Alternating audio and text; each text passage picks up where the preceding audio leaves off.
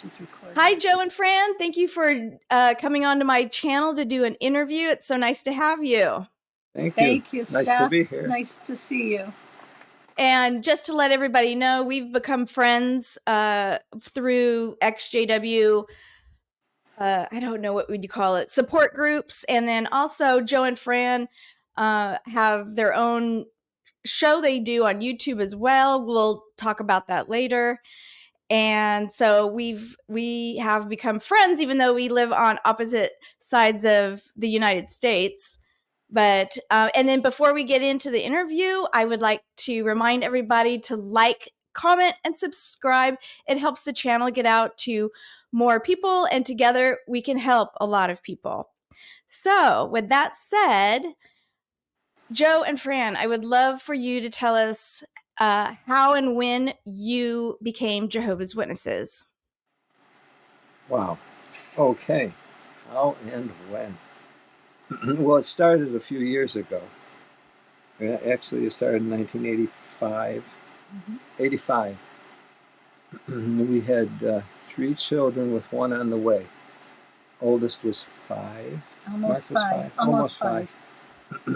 And our desire was to learn as a family, learn about God and the Bible, and to volunteer for charity work as a family.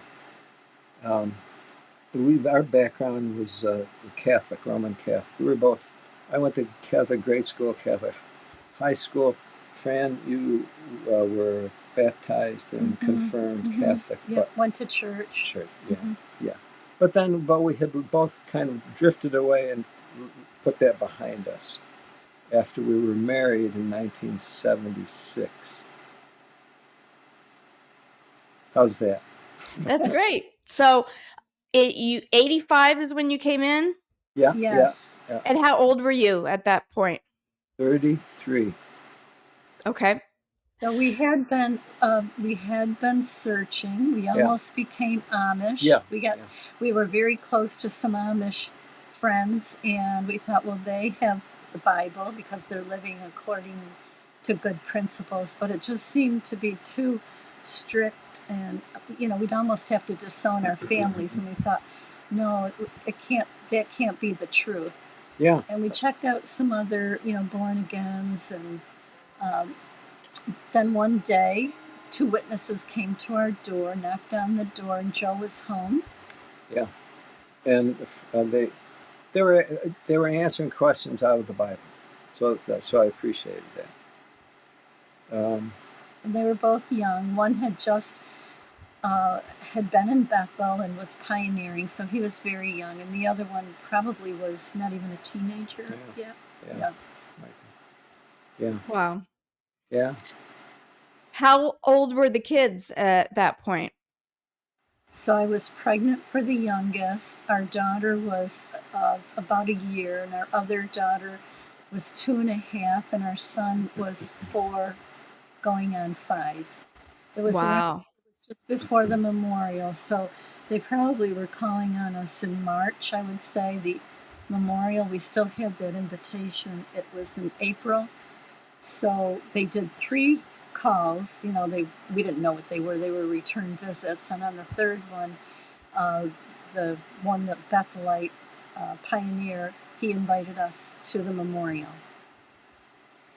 And I should say, at the time, I will say this now, we had 4 beautiful little children, which we wanted to bring them into a nice activity ahead of them that we wanted to share with others. That was our desire. That was our objective. Now, you said they invited you to the memorial. Did you go to that? Yes. That was the first one, because they said... That was your first meeting? First meeting was a memorial. Oh, can I back up just a little bit? I forgot one detail. Yeah, there's details. I used to go to the laundromat and bring all the children, and they had this Bible story book there. So while I was waiting for the close, I would read it to the children.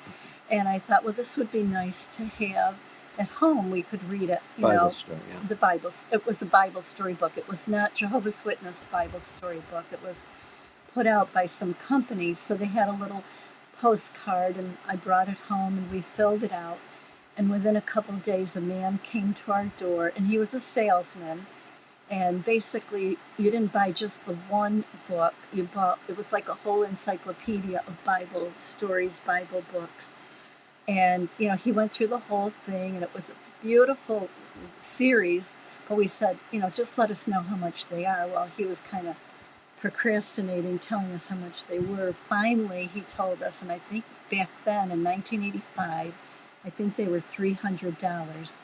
Well, for us, we did not have money. It might, you know, it sounded like $3 million. Right.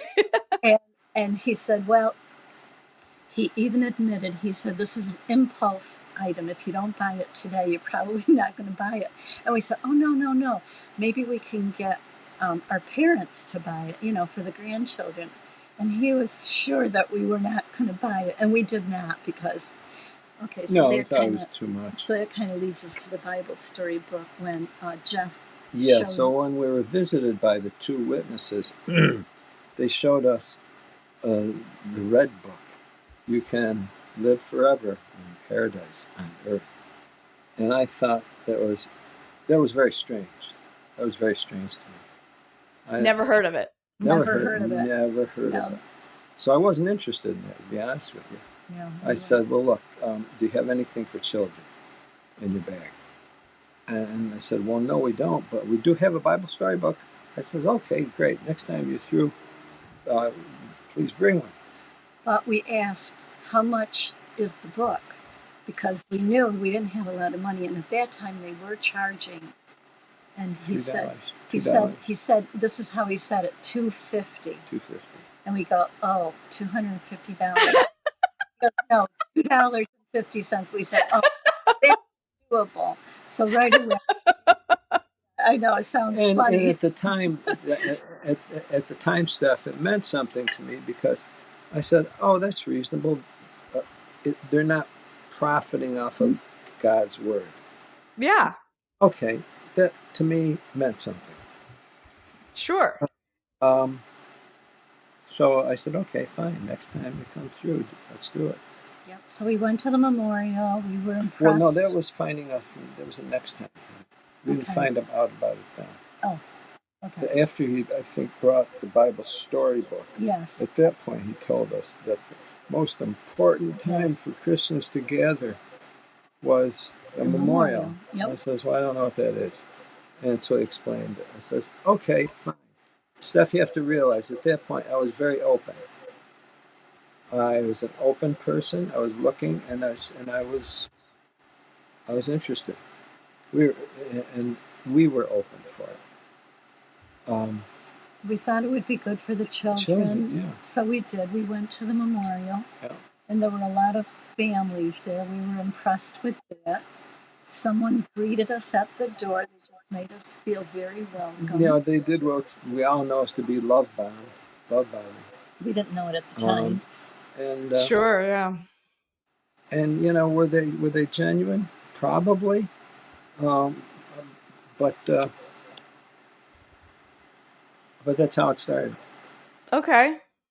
So then, obviously, you started a Bible study, and well, the only way I told him, you mentioned the next time he came, he offered a Bible study, free home Bible study, and I told him the only way I would agree to studying is if he included the whole family.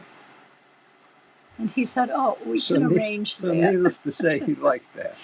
Yeah, you're like they love to the total example. They would love to, you know. Oh yeah, I was really accommodating, Steph. Oh, we fell into it. I was very like, here I am, use me. So I think it was on a Friday night. He would come around 7:00, and we had dinner. You know, finished dinner. We would we all sat around the table and we did the Bible storybook, and it was good for Joe and I because we had no idea about what was in the Bible. You had the basics. Very little. You had a little bit. Very little. And so, but that covers the basics. Yeah. Oh So yeah, no, it was very helpful. so we were learning right along with the Oh, children. yeah, oh, yeah. And then he said at the end of the lesson, he told the children, now, this is like 4 and under. And he's telling them to memorize the books of the Bible. He said, by next week, you can memorize 5 of them. The first 5. The first 5. So Wow. Joe and I looked at each other and go, we don't know the Bible stories, the Bible books. No. And so that night, Joe and I sat down, we go, okay, we're going to learn the 5 books of the Bible. Well, Yeah. we said, oh, that was easy. We went to 10. By the end of the night, we did all 66 because we were just going back and forth, and by that time we had them memorized. Yeah, we memorized all the books of the Bible that night. So we were overachievers. Yeah, that's it. we were pretty proud of ourselves. Oh, dear. We should have stopped there. That would have been fine. That would have been perfect. So, okay. So, and did I real quick question, did either one of you have a religious background to begin with? Yeah, Yeah, both we were of us. Catholic. Both. I was Catholic high school and Catholic Catholic grade school. Okay. And we were not practicing. Not Catholics. practicing though. We left Yeah. because I had seen difficulties and problems there. And at Sure. that point, I realized that. How do I want to say We this? had 2 of our children, so-called baptized in the Catholic Church. Catholic baptism. Only because of Joe's grandmother and my mother, they kept pressuring us to have the kids it would have been baptized. It would have been troublesome if we didn't baptize them. It would have caused a lot of stress in their lives. But after the second one, we said, that's it. That's if it. they No want more. no, we're just going to tell them no. And so we did not. So that was our Catholic Church experience. Yeah, and I always realized too that the Catholic Church had some deep problems, and I was turned off to religion at that point. I wasn't looking for a religion. We really weren't. No, we just wanted to We were learn looking the Bible. for the way to learn the Bible and to volunteer for charity. Yeah. How did that work out? Very badly. Well, so right away they were building a Kingdom Hall. So we got involved with the Kingdom Hall. And that first convention we ever went to was an international, and it was up in Quebec. Montreal. Oh, wow. No, Montreal. Excuse me, Montreal. And there were like 66,000 people, and we were so impressed. See, we were coming at a time when the organization had gotten over what we didn't even know about 1975 lie.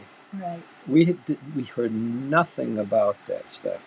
We never did hear anything about 75 until after we were out a few years ago. So no, in other words, they effectively hid that. Yeah, and we didn't know about Franz. No, didn't know about Franz either. No. And so now, at this point, everything was growing with the society.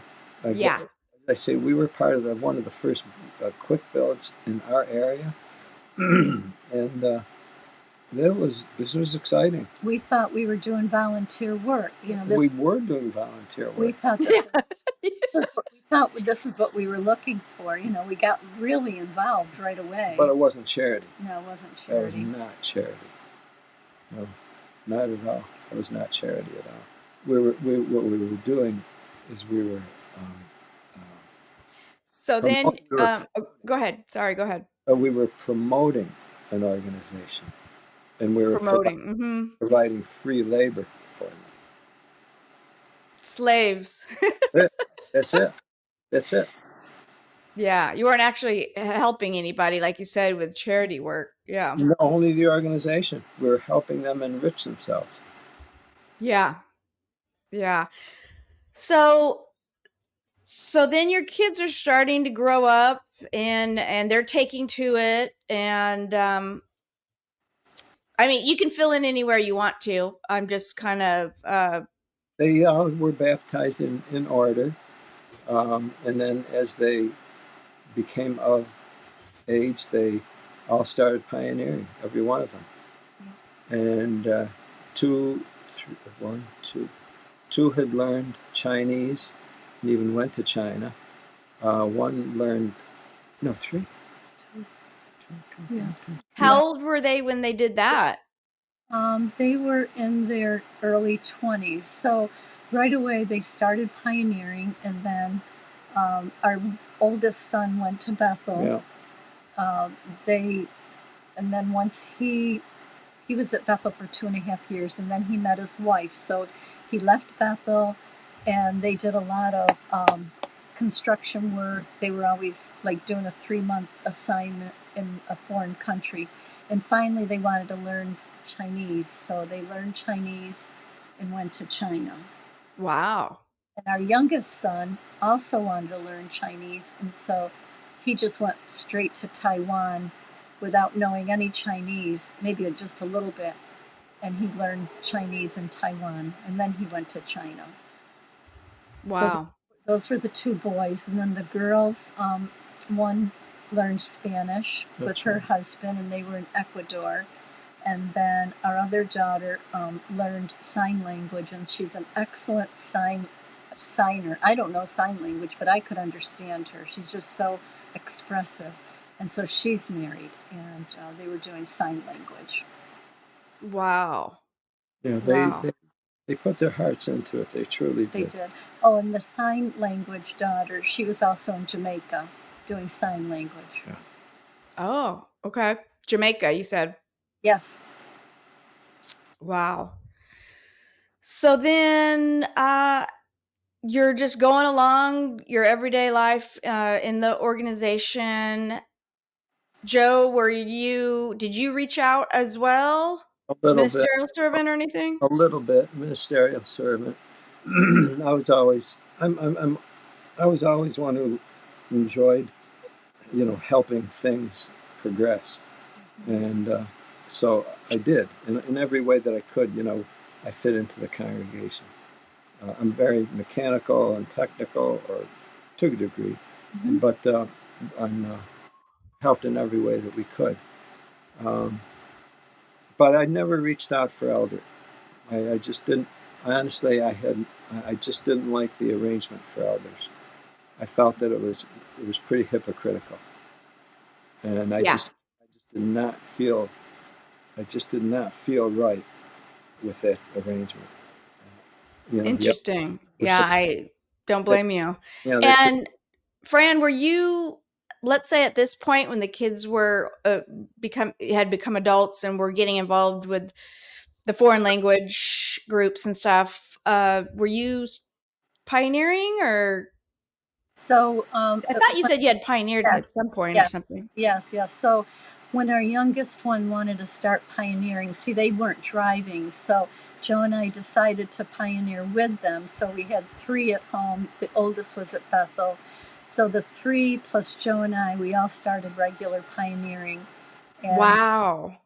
that for a couple years. So because during the summer I would always auxiliary pioneer and always have the kids out in service, and they always loved service.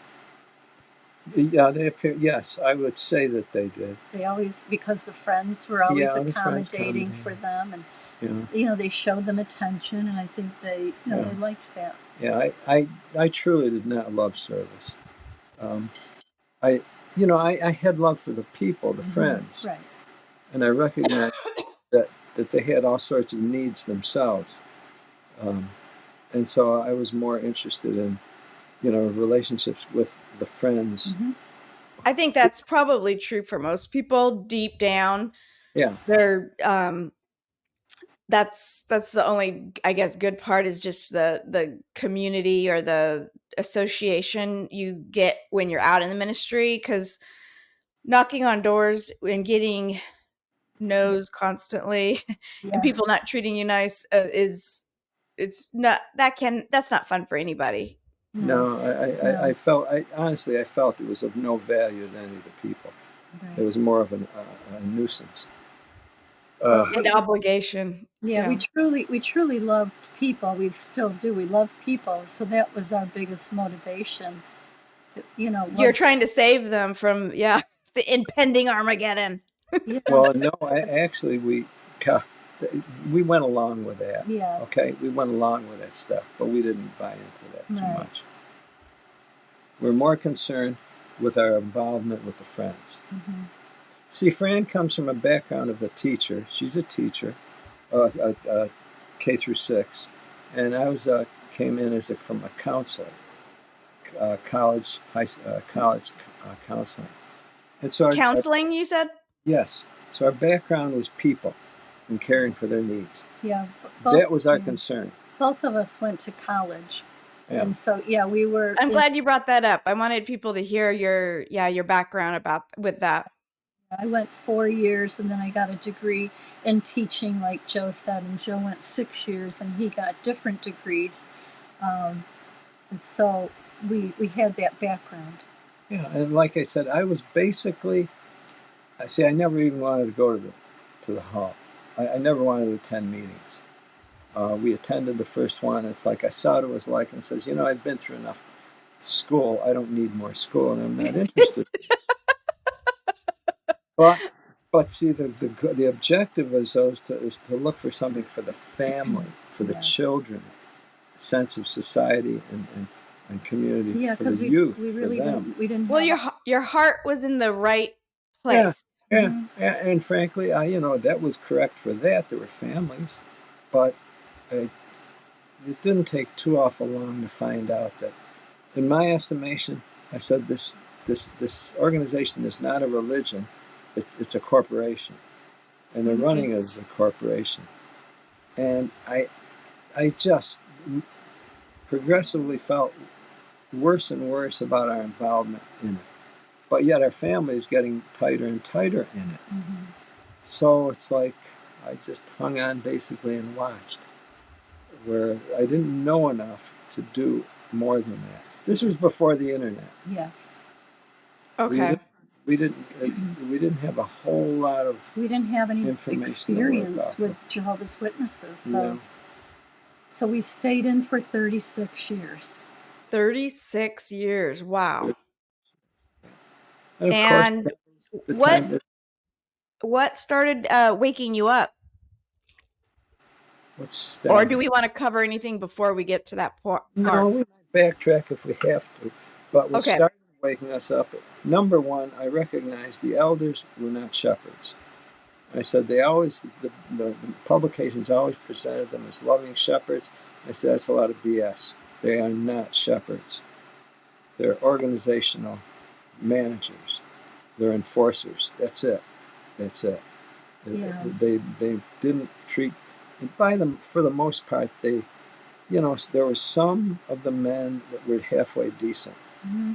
They weren't the kind of elder that the elder body wanted. Right. The elder body wanted enforcers, and I objected to that totally. It's like it disgusted me. And Joe was critical of the elders and the children. Yeah. They didn't like that. They never liked it. Him being critical of the elders. They really bought into it. You should give double honor to them. Oh, and it's like, oh my goodness, they don't deserve any such thing. Yeah. And so the kids grew up with this cognitive dissonance because they saw it within us. Cognitive dissonance, yeah. And the lack of ability to think outside the box. Oh no, they think totally inside the box. And see, they didn't pick up, at that point that I know of, they didn't pick up any critical thinking from me. If anything, they doubled down harder toward the organization. And I was I was driving a wedge between myself and my family because of that. And especially when 2013, when the governing body, I don't know what year it was, but when they started showing their faces, when they started jw.org. In the broadcast, it just started seeming kind of cringy. It was so icky. I mean, I don't know any other way of saying it, but at that point, it's like they are boldly, as far as I'm concerned, they're just showing just how little of a religion they are and how more of a corporation they are. And I felt at that point, we've been totally used, totally taken. Mm-hmm. And this is where Rutherford, in the beginning, he red-pilled everybody when he said religion is a snare and a racket. No truer words were ever spoken. That's right. No truer words. That no true words were spoken. I agree.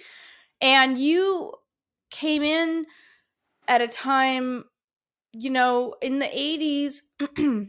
I was born in 73, and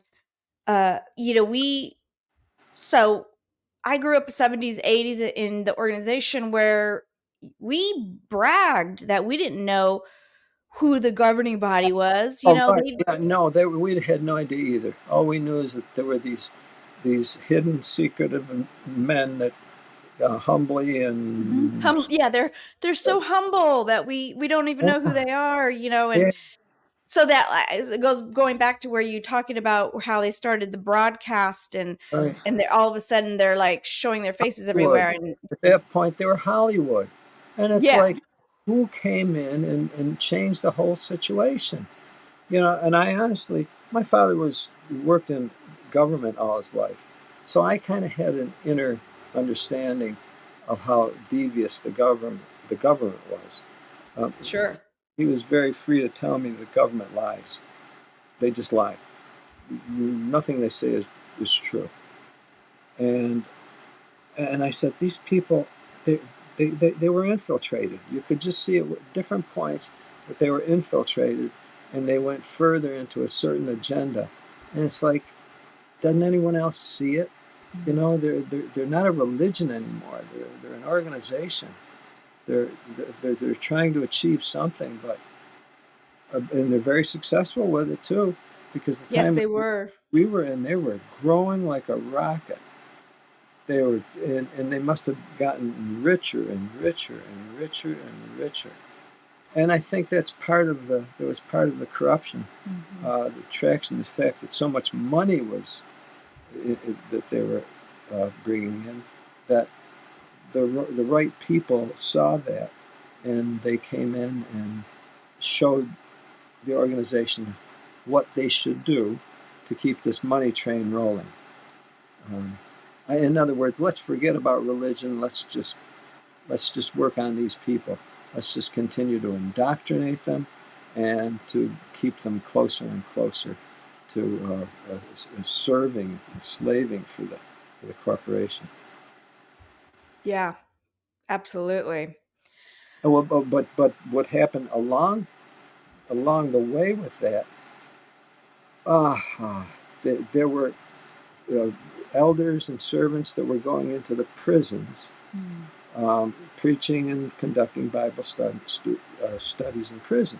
Well, it's all very interesting. I didn't make this connection, but no doubt many of the ones that were in prison, who they were studying with and then came out, were probably pedophiles. Number one. And number two, we started having at least one that I know of that was coming in the congregation. But I didn't think anything of him. He had been in prison, now he's out. So it's like, okay, I'm not worried about it. Well, then we started to realize, holy smokes, how do I know whether or not they were circulating all the while my young children were in? At that point, I can't tell you how angry I felt and foolish for having exposed my young family to that. Yeah, we had no idea. We would never have gotten involved had we known that there were pedophiles, and we didn't find that out until, well, in 2019, there was a sister that was watching her kids very closely. She's a family of 5, and she would ask me, "Who is that? Who is that?"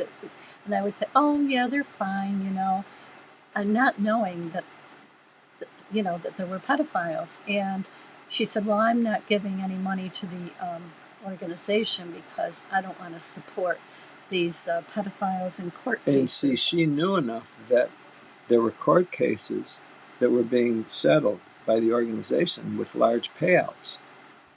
And at that point, I had no idea that. I didn't know. So that was 2019. Oh my goodness. It's like... So, that was one of the things we put on the shelf. Yeah. Just kind of put it in the back of your mind. But then... And who told you that? Sorry, I had a helicopter going overhead. one of the sisters in the congregation who had 5 children, and she was Oh, very okay. watchful of them. Was it still a good friend of ours? Yeah, she's a very good friend, and she's out. She's out now. Oh yes.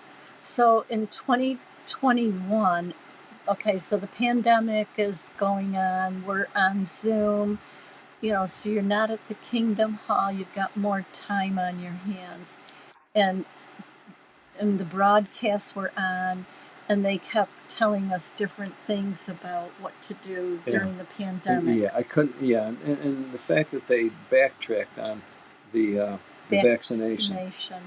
At first it was a conscience matter, and then Yes. all of a sudden they started coming in with this influence about how everybody in Bethel is being vaccinated, and now all of a sudden now you're almost an apostate if you don't get vaccinated. Yes, that's what woke me up. Yeah, that they were. I didn't care if somebody got it, but it was just pushed so hard. And then what really woke me up was how the congregation really showed how unloving they were. Horrible. That the vaccinated wouldn't even hang out with the unvaccinated, and it was dividing people like never before. And I was shocked. I was shocked. In hindsight, I realized, you could almost tell when they got the phone call from the United Nations to let them know that they were supposed to promote the vaccination. And I didn't know that they were involved with the United Nations at that point. We didn't know. But Yeah, I didn't either. But after we found out that they were, it says, "Oh my goodness, that explains everything." Yeah. The United Nations. They're working for the United Nations. They're government. They're government workers. So it was a combination of what was going on with the vaccinations, the fact that the governing body kept doing all these updates, and they had their more on jw.org, and Joe was to the point where he just couldn't stand it. I couldn't stand listening to them. One day while I was out in service, Joe went on the computer, and the first video that you watched. Yeah, generally I had avoided going to quote unquote apostate sites, XJW or whatever. Yeah, we didn't. I would never do that. I wouldn't. But then finally, it's like I need to know what's going on with this organization for my family, for everything. I'm sick of being in the dark and being hoodwinked by these people. I felt the same way. I finally I had just enough information from people, because I hadn't looked at apostate things either. I had just enough information or questioning that I was like, wait a minute, I got to get to the bottom of this. Yeah. So you got to get to the bottom of what is at the core of this organization. Yeah. So, and the first site that I went to was Falling Towers.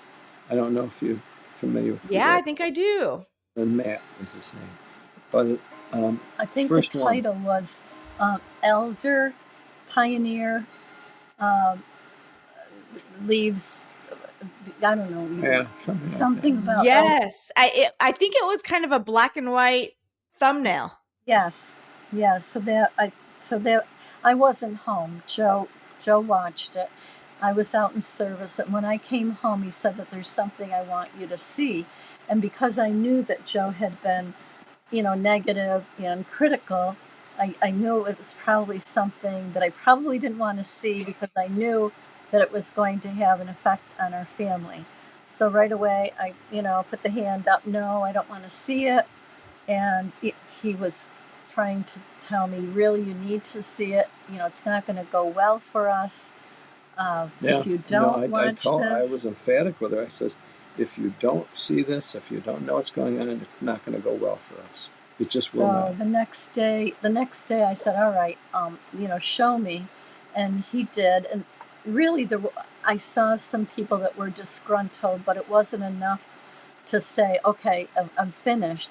But it was about a week later, we both watched the ARC, and that's what did it. I said, no, Australian Royal Commission, in case anybody listening doesn't know. Australian Royal Commission. We watched the whole thing. I took notes on it. I said, oh my God, this is terrible. No, I cannot support this organization. And at that point I said, I'm done. That's it. We stopped even before that, I said I wanted to make sure no monies were going to the organization. Yeah, that was the first thing we stopped. And then now, Joe, did you have maybe I'm thinking of a different story, but did you have like a sister, or maybe not your?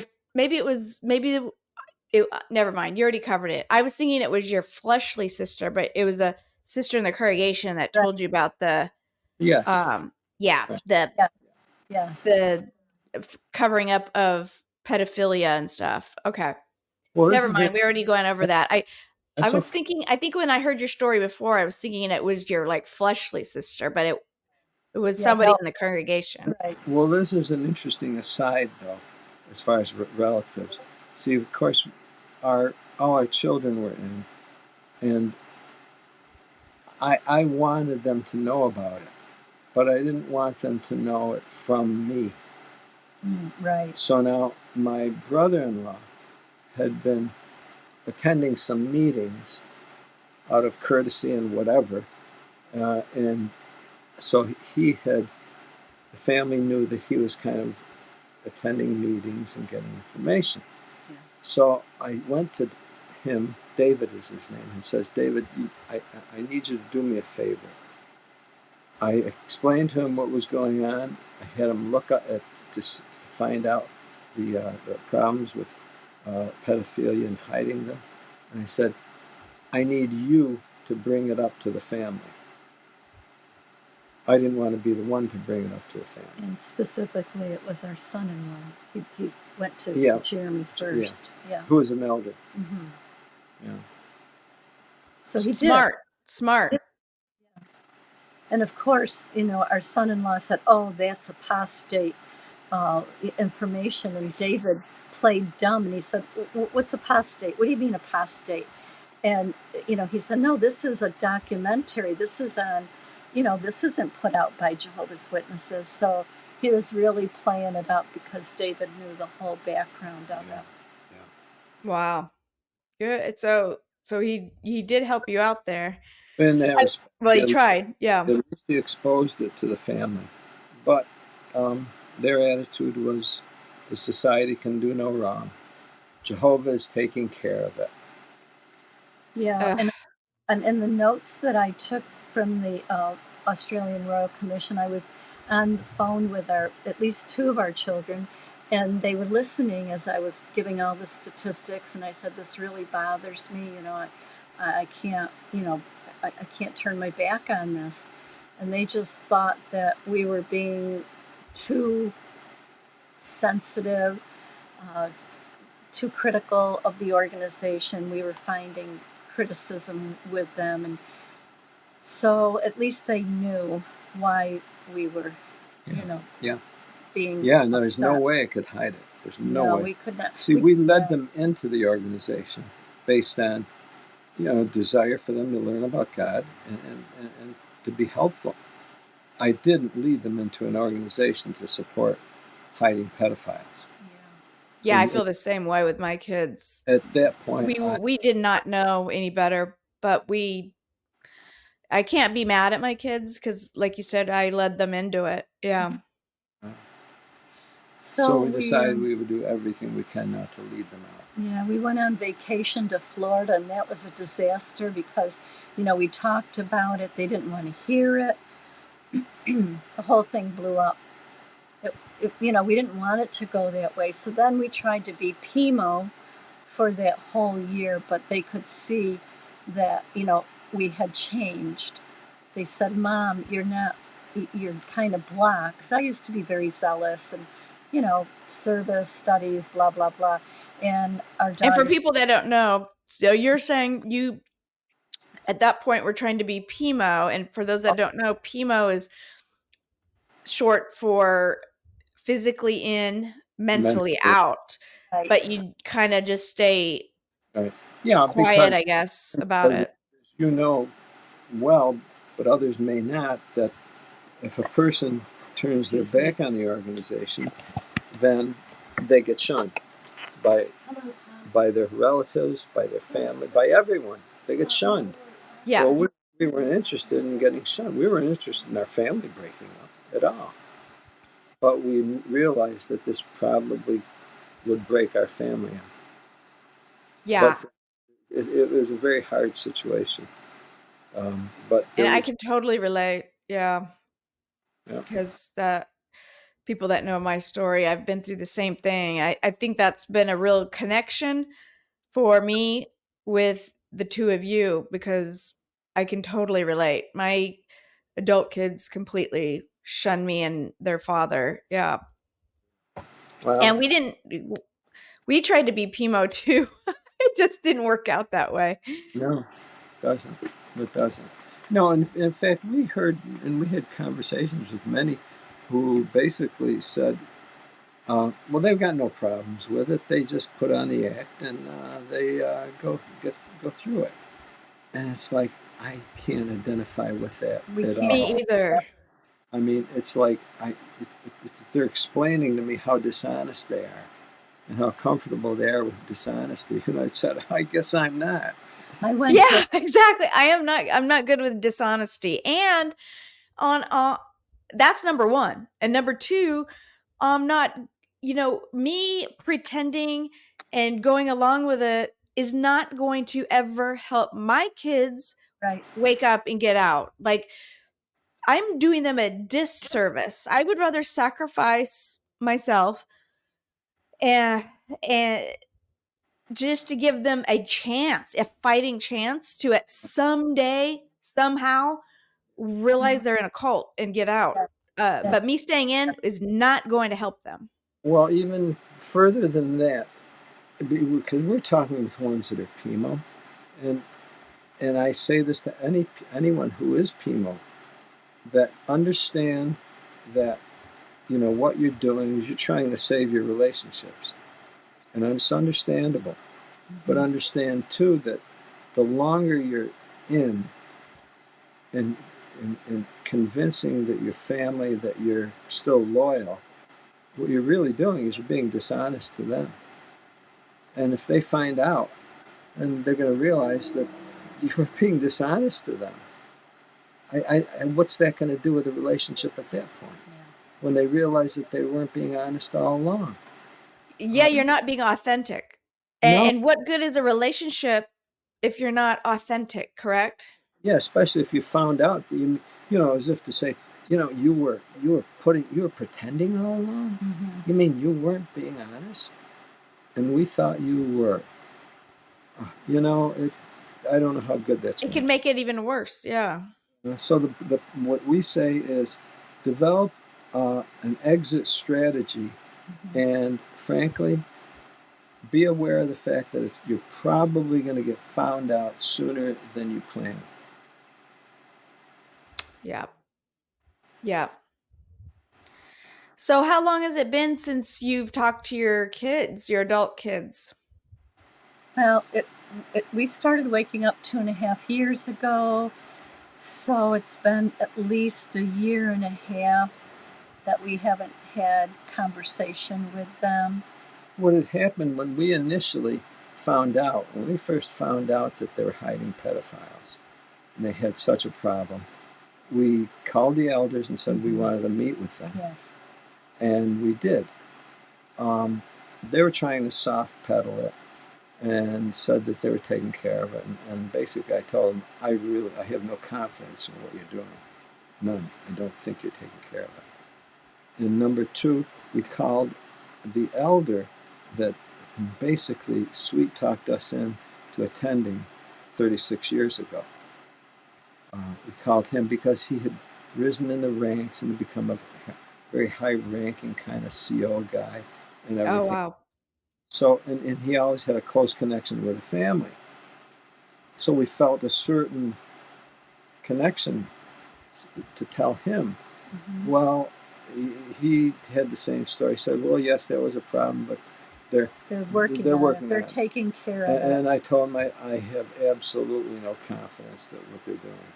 I says, I don't think they're solving any problems. And he said to Joe, you sound like an outright apostate. Yeah. That's like, here we are going to you, and we're telling you our concerns about child sexual abuse, and you're calling us an apostate? Yeah. And at so, that point, so many things just, number one, they don't value people. They don't value the protection of children, and they were being absolute frauds, criminals. As soon as he got off the phone with us, he called our children, and he said, your parents are into some dangerous stuff. And, and it's like, dangerous. And we're the ones that are dangerous? And we're dangerous to them. And it's like, no, don't think that the pedophiles are dangerous. These are your parents, that love you, that are innocent, they want the best for you, and they're the ones.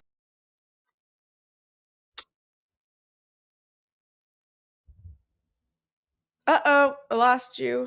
There you are. Let me add you back to the stage. Hold on. Sorry, I don't know what happened. That's okay. We're still recording. We're back. Okay, so let's see. Where did we leave off? Oh well, the elder that oh yeah, so they told ratted you out to your kids. They were saying that you were getting into some dark areas, dark places, and go ahead. Yeah.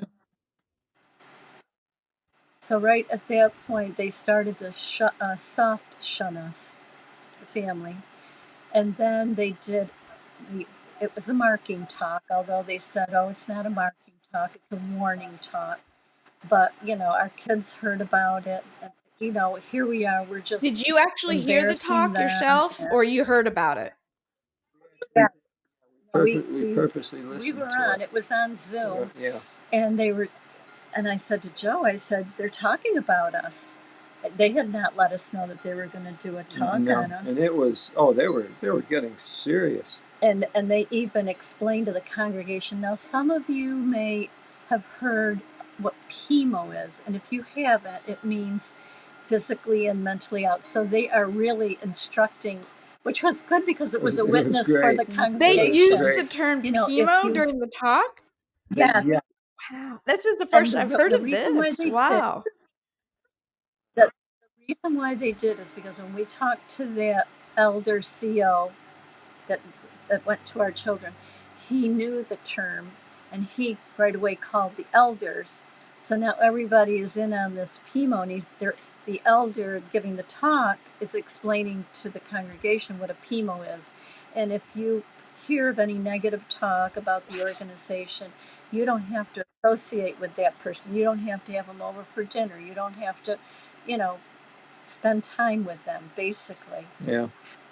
Yeah, so here, basically, they're ones sitting in the audience and realizing, hey, you know what? I'm PEMO. They probably woke a lot of people up. People are going home and typing in, what is that? Right. So I'm very grateful for at least that. Yeah, you probably helped a lot of people. But now after that, we realized that we were kind of heading down a slippery slope. And I didn't want our names brought up in the congregation. So we drafted a letter and had it sent from our lawyer and sent it to the elders and the CO and all that. And basically warned them that we don't want our name mentioned in the congregation. And if you do, we'll bring legal action against you. So they didn't bother us. They stayed clear of us. So we had, I don't know, maybe 6 months where they didn't bother us. We're still PEMO at that point. We're trying to figure out our relationships, what we can do, what we can't do, how likely we're going to leave with any of our children or not. Yeah. And so finally, when we realized they were doubling down together, they were all together on it, all four of them. And one knew that if one was not loyal, that they would be shunned by the rest. They were that way.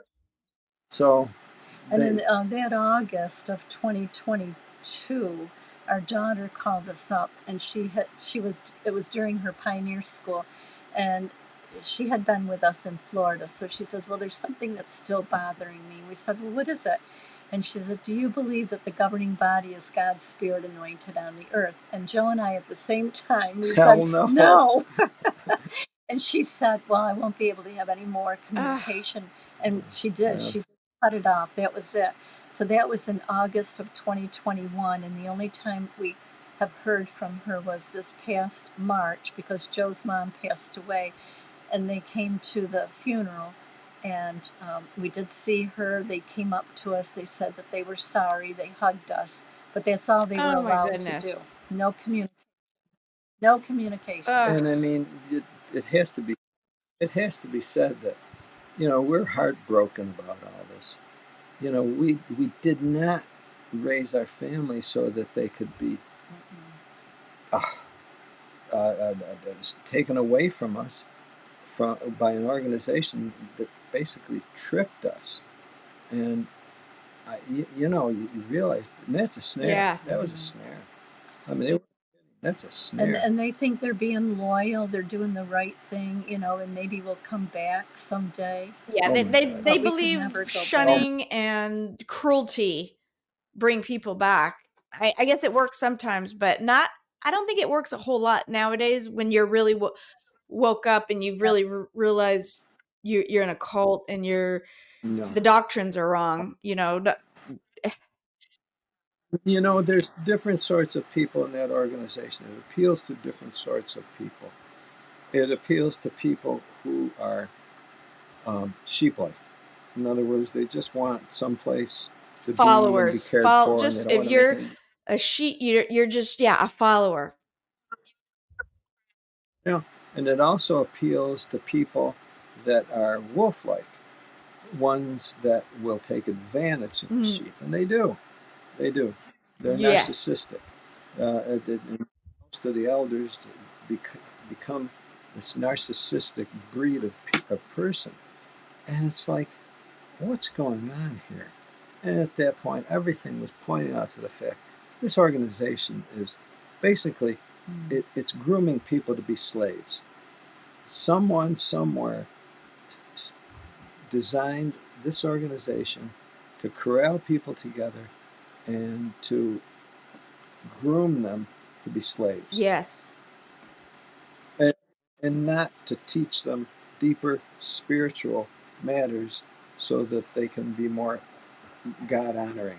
That just simply, that was the dodge. That was the That's right. snare. Yeah. I could just add that we woke up when we were 70 I was hoping you would say that. Yeah, I want everybody to know because Yeah, so now we're like 70, we're now 72 okay. and a half. But that first year, when we were Pimo, we binge watched any XJW that we could watch. And we watched Wendy Renee like right away. She was like one of the first ones. And Ken Mayo was giving an interview, and he puts his phone number out. So we called him. And he didn't pick up right away. We left a message, and then he called us back. And when he called us and he knew that we had 4 adult children that were in, he would call us every single day to see how we were doing, because he really did not want us to lose our family. He really, really cared.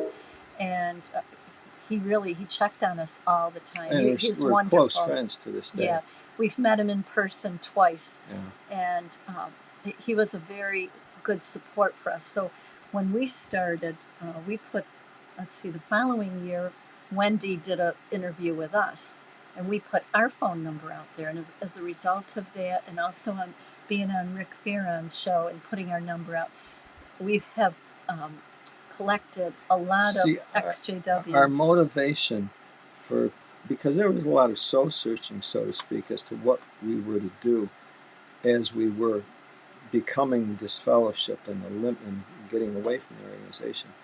We really wanted to do something that was good for the people coming out.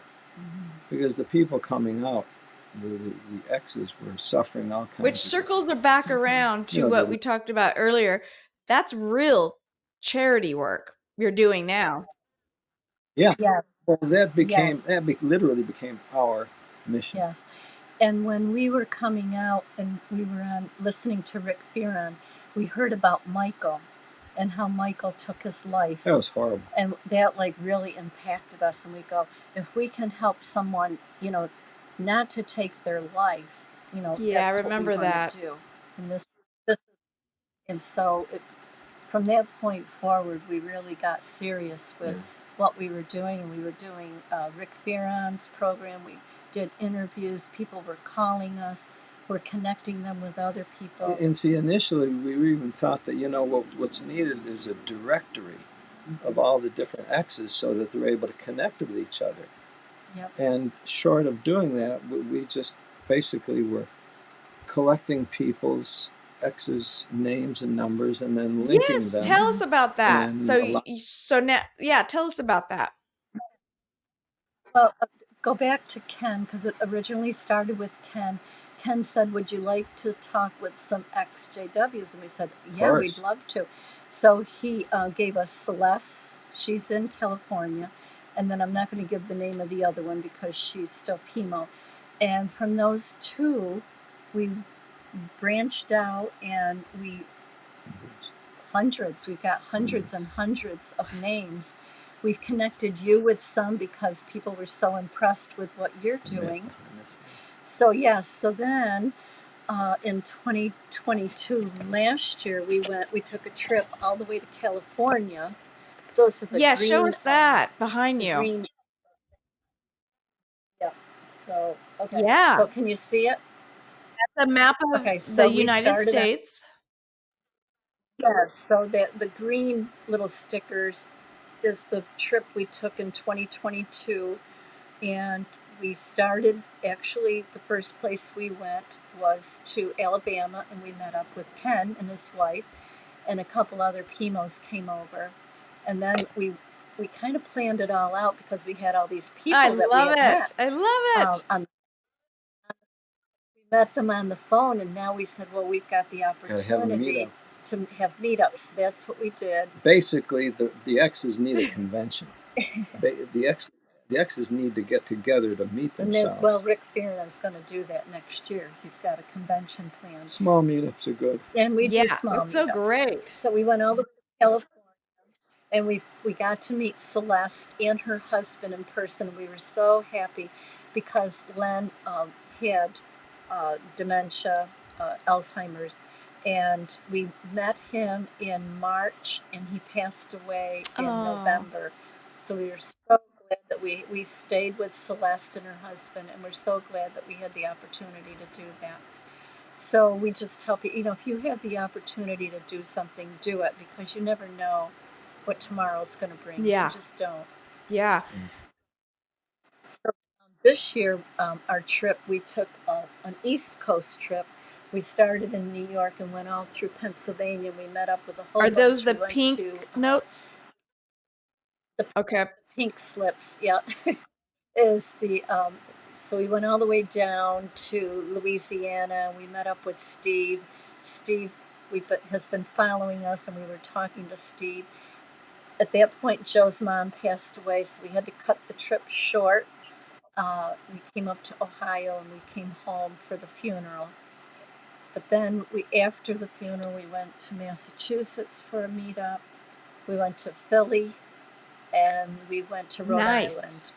So we're always looking for meetups, and we're going to, that's right. Last year we went to the Be Free 2023 in Washington, I saw you there. I wasn't there, but when I watched it live, I saw you guys there. That was awesome. I was so jealous you got to go. I didn't get to go. Well, we're not that far from it, so we could drive. Yeah. So this year they're doing it. It's going to be September 13th. And that is, let me put that on the screen here. Let's see here. Yeah, so they're going to have a protest in Washington, D.C. What are they calling it? Shun No More. Shun No More 2024, I think, is the title. Okay, I'm going to put that on the screen here in a second. Shun No More 2024. 4. Yep, and it's in September. We've And already that's going to got be our where? rooms. At the White House? It's going to be right at the White House. There's an area where they have protests all the time. It's, right in front of the White House. It's going to be from 12 o'clock noon to 5 o'clock. So if anybody can come out we had 200 last year. I'm sure it's going to be at least doubled this year. Awesome. I should put at the White House. Let me see here. I put at the White House. Yeah. Yeah, and you can put our phone number anytime you want, either in the comments or. Okay, I can do that. Yeah. Do that in the comments. Yeah, in the description maybe below. Would that be okay? Yeah, I gotta get. Well, wherever it works. Yeah, wherever you want to put it, you can put our email, phone number. Yeah, we constantly take calls from friends all over the world that find themselves alone, and desperate, and we had a call. Don't know what to do. We had a call on Sunday from someone in Spain. She's actually from England, and we connected her right away to someone that we knew in England. And people say, "Oh, we connected, and we talked for like 2 hours." And it's amazing. Most of the time it works out. Sometimes it doesn't work out, but most of the times it's worked out. Most of the time So it works out. Oh, go ahead. The most important thing is that the friends don't isolate themselves and they connect with others. Yeah. Because they'll understand. They'll understand what they're going through. Yeah. And just to clarify, so people can call you or text you and say, "Hey, I'd love to be connected to somebody it near me," or somebody that even if they're not near me, but somebody I have something in common with, and you will connect them with. Yes, exactly. See, one of the things we came out with, and I don't know if you can see this, but we came out with this relatively early on, and this is where we basically unwitness. We've got a business, and so everyone that comes in, we let them know that that we're no longer Jehovah's Witnesses, and that and what the witnesses are doing. I love how you have on there about the high rate of suicide. That is my number one goal on this channel, is to bring awareness to the high rates of suicide. So I love that you have that on the card. People have no idea, the outsiders have no idea the high rates of suicide within this high demand control group. And it's just outrageous. I appreciated the video that you did, Stef, and those personally that you knew that took their life. And, maybe under other circumstances, maybe they would not, but a lot of it had to do with the shunning. Look at how cute that is you're showing. What is that you're showing? The button. That's so cute. The XJW, the Love it. That we made up a bunch of them, and we wear them when we're out. Yeah, I don't think you can see. Because what that does, it helps identify us to others who might be XJWs. And it in many cases, what it does, it gets people to ask, well, what is that about? And they didn't know. They don't know so much about the witnesses, and they're glad they found I don't think I've ever been on an airplane ride since I've been out. That airplane and many other places too, but that I have not talked to people right next to me, and for some reason it comes up, and I am so happy to talk about it, and they go away going, "Wow, I didn't know it was such a brutal religion." And the button is the conversation starter. Yeah, it's right there in front of you. You don't even have to speak.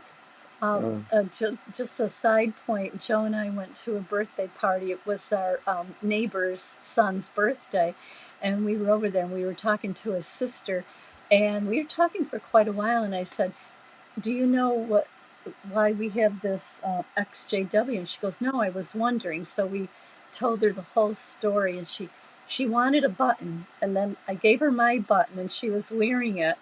She was never a Jehovah's Witness, but she wanted it so that she could look it up. She would remember it. Yeah. And she's a hairdresser, so you know that she's going to spread the word. Yeah. Yeah. So this is Panda Bear. Oh, is that from the YouTube channel? Yes, JW Panda. XJW I love his channel. Shout out to him. Yes. So when we were in North Carolina this past spring, we met up with Cam. Cam is a wonderful young man, and he crochets these. And it started out, he was going to give one to Panda, which he did. And then they were so popular that he sells them on Etsy. And I'm not sure if he still sells them. It's adorable. He crochets all these panda bears. So this is our panda. We don't have to wait for the paradise to enjoy you don't have to wait for paradise to enjoy your panda. And a couple things too about that stuff. We realized that the witnesses are doing is so much. It's propaganda. It's mind altering propaganda that it really is destroying their relationships.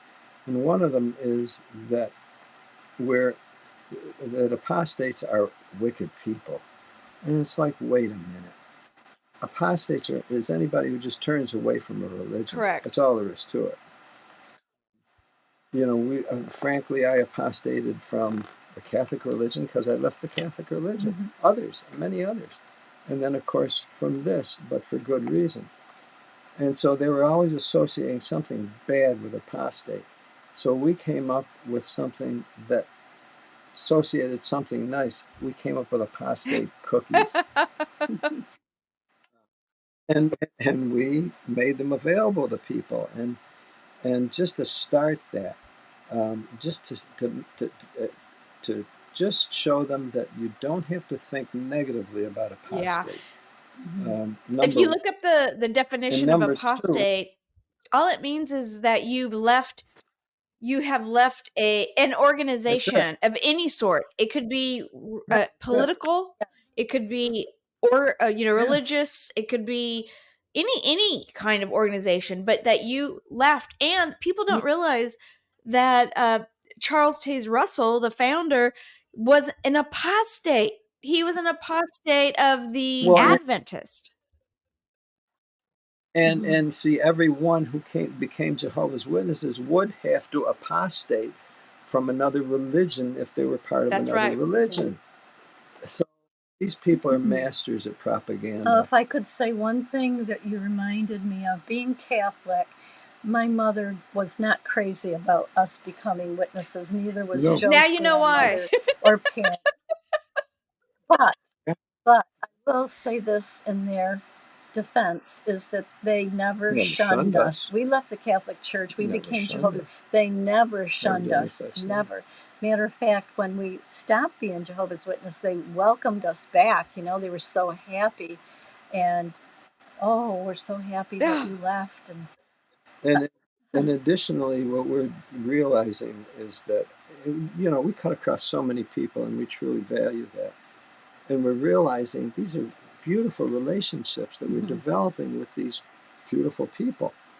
And we're realizing, this is our absolutely paradise.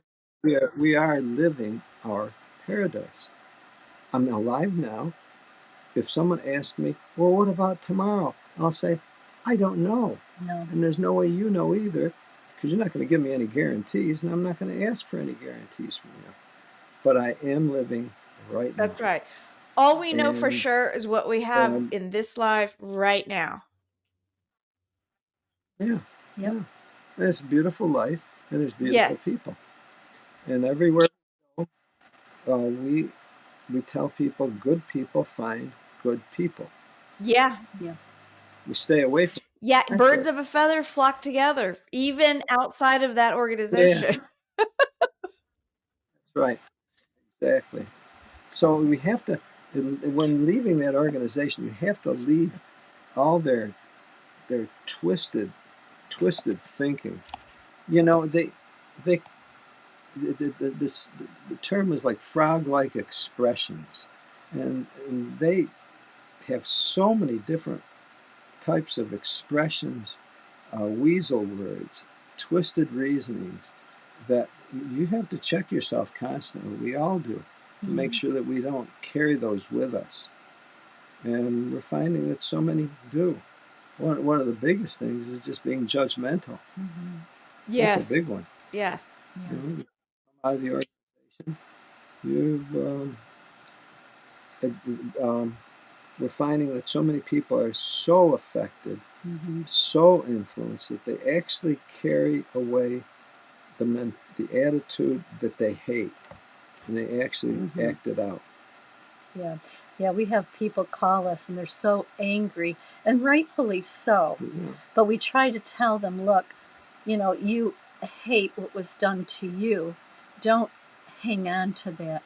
Don't keep that hatred inside of you, because it's going to hurt you and is hurting you. Try to change it into something positive.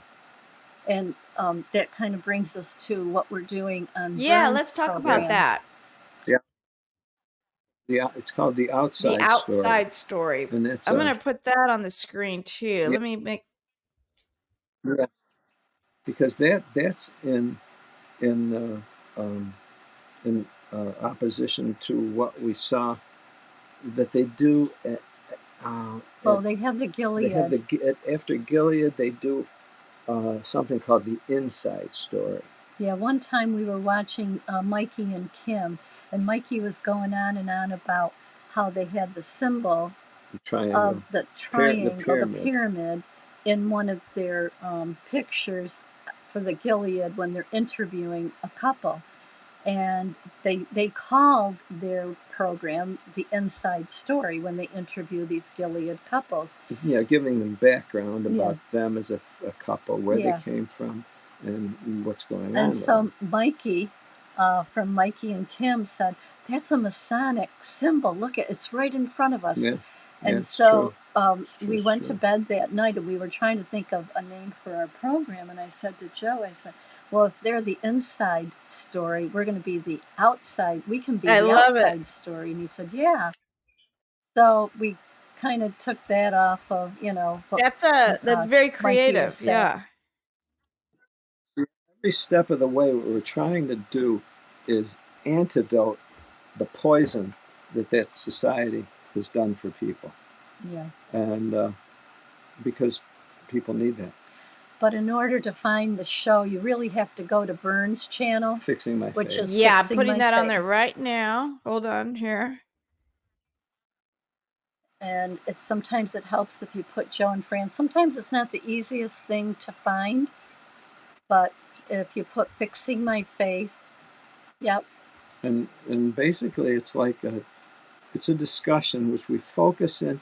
We don't focus in on bashing the organization or anything like that. We focus in on developing positive type of mentality and activities that can get a person to move along, to move on, and not get stumbled or stuck with their with that bad training that they had. It's a live call-in program. Yeah. We do it on StreamYard, so people like us are doing right now, they can see, their video. Or if they don't want to show their video, they don't have to. They don't have to give their real name. They can put a pseudonym in. And it goes on for 4 hours. And it's not because Joe and I are talking for 4 hours. They're coming on, bringing up things. We've had June. We've had you on. I love to get subjects. Get on there. Yeah. We find out it's like therapy. It is therapy, because we're discussing topics that you could not bring up when you were a witness. No. Yeah, absolutely. And it's important, and it brings people together, and you have a different subject every week, right? Yes. Yeah. And then whatever's on people's minds. Yeah. But I thought the best compliment we ever got was one of our friends that watches it. They said it's like sitting in your living room and having everyone in your living room and you're just talking and conversing and having a good time and everybody can speak their opinion. You're not going to get shot down. You're not going to have to be afraid of what you're going to say because, you might get talked to. You might have to go in the back room. Yeah. It's none of that. The goal is to basically, well, help people get past either their fears or their anger, or just in many cases it's all practical information that folks don't know that they find out, and then they can put it into practice. Yeah. The best thing that can happen is for people to get together and to show love for each other, and that's what That's it is. lovely. That's so beautiful. I think it's a real testimony to the love that is out there once you leave, because they meaning the organization, JW organization, tries to make it seem like there's, it's just horrible. You're going to end up with a needle in your arm and everything bad's going to happen to you. And there's hatred. And I have found the total opposite. Yes, there's bad things out there. But there is everywhere. There's even bad things within the organization and bad people. Same with outside. But Right.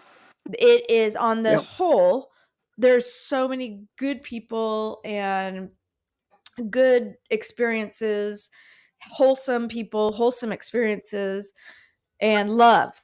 And number one, there is so much love out there within, and like we talked about earlier, the birds of a feather flock together. And if that is you, you will find those people. And you guys are bringing that in your own little niche too, or bringing that together amongst the supporting XJWs too. Yeah, the one thing that I really commend the organization for, what they did, which we couldn't do, is they used their monies to pull people together from all over the world. I mean, think about this. They gathered people worldwide, in one place, so to speak, as witnesses, but they mishandled them. They used them. They exploited them. But now, at least we're an organization in which we're connected with each other by that by that same identity as being one of Jehovah's Witnesses. We're one of them. So we've got a common background. Well, you can't say that with so many people. Well, how many people can you say, oh, I've got a common background with, 8 million people? Really? Over 8 million people to say you've got a common background? You, that's unheard of. Usually, you search your life over for individuals or people like you. Maybe you'll find it in a small group, a club. But here, this is like a huge club. We didn't pull it together, they did. They didn't manage the people properly. They mishandled it. They abused them. But now we're still connected to each other. And when we handle each other properly, we find that we have a very large group of people that love each other. Absolutely. That's what we're finding. And one other thing made me think of that is when we went on our cross-country trip, being that we were 70 years old and older, people, our relatives and people that knew us, they said, please be careful. You're going to be out there on the road, it's stopping for gas. Please be careful. We said, yes, we will. We'll be mindful. But the one thing that we found is that all these people were complete strangers. They were so good, so helpful. And we came to the conclusion that good people find good people. And we had positive experiences all along the way. It was just that beautiful. is beautiful. That's wonderful. That is amazing. Is there anything you would like to add to this before we end our interview?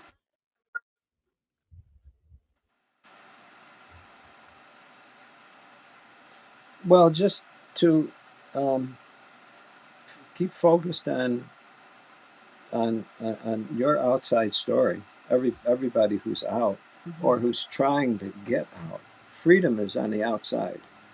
The slavery is on the inside. That's all there is to it. It really, truly is slavery, and for reasons that most people will never even find out.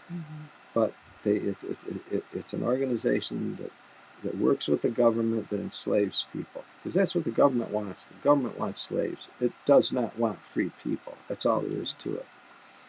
But the problem is there's responsibilities of free people. We have to learn, we have to take in knowledge and be responsible for taking in knowledge, and then caring for each other, and for guarding our freedom. See, we didn't guard our freedom. No. We kind of traded off our freedom for promises of the new world to come. Big, big, big promises for big prizes. That's a snare. That's a snare. Our reward, which it is in our hands right now. It literally is. Now, is there more afterward? I'm not going to say. I don't know. I'm not going to tell you there is. I'm not going to tell you there isn't. But I do know there is one right now. And it's among each other right now. And we don't want to miss that. That we do not want to miss. Because otherwise, think of the poor people, the friends that are in that organization, and they die in that organization. And they cheated themselves of education. They cheated themselves of family. They cheated themselves of a decent income that they and freedom of mind. By. Now, they have no freedom of mind, and that's it. Now, am I going to say they have nothing afterward? I can't say that. But what I can say is they gave up something they could have had now. And all they did in the meantime was slaved basically for a criminal organization. They slaved for a criminal, thinking that it was God's organization. No, it was a fraud. Absolute fraud. Absolute fraud of an organization. And that's why people are trying to leave, and I commend you for that. But, understand the losses. You're going to suffer certain losses. Nobody's going to disconnect from that organization without loss. Yeah, and I just want to add that we truly love our children, our family. I know you do, Stef, and our hope is that someday that they might wake up. We don't want to cast any negative, light on them. They're just doing what they were taught to do. They think they're doing the right thing, and we hope someday that we'll be reunited. Well, it's like what your handle is. Stef woke up, and we wake up at different rates. Yeah. It's a very special thing that if we're sleeping, I want to sleep. Don't bother me. I'm sleeping. If you bother me when I'm sleeping, you're not going to be my friend. But yet, when a person wakes up, or as they're waking up, they're going to need help. Yeah, for everybody, it's different. What wakes them up? It's different for everybody. Exactly. But I agree. We have nothing but love for our family members, and we will be here with open arms when they do wake up. And we hope the best for them, and we love them so much. Yep. We're just providing the best example. That someone says they've got to wake up and smell the coffee, or smell the bacon and eggs, or smell the toast. In other words, there has to be something attractive that gets them to want to not only wake up, but to get up. Well, I feel that we're responsible to be in that position of providing what's attractive. In the meantime, I feel like they're victims just as much as you and I were. So it's hard. You can't really have any. I do get annoyed and irritated, sometimes, but then I have to remind myself they are victims just as much as I was. So when I look at it through That's right. those eyes, you can't be mad at them, and you can't have any No, No. ill will for them. And yeah, all you can have is love and hope the best for them. Well, and we're the ones making the coffee, for them to be attracted to. So that's the responsibility we feel. We're not out to bash the Right. organization. They're going to take care of themselves.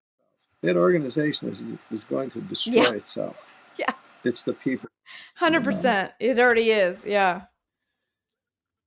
So, all right. Well, thank you guys so much. I appreciate you taking the time to come on and do this interview, because I know it's going to help a lot of people. People love your story.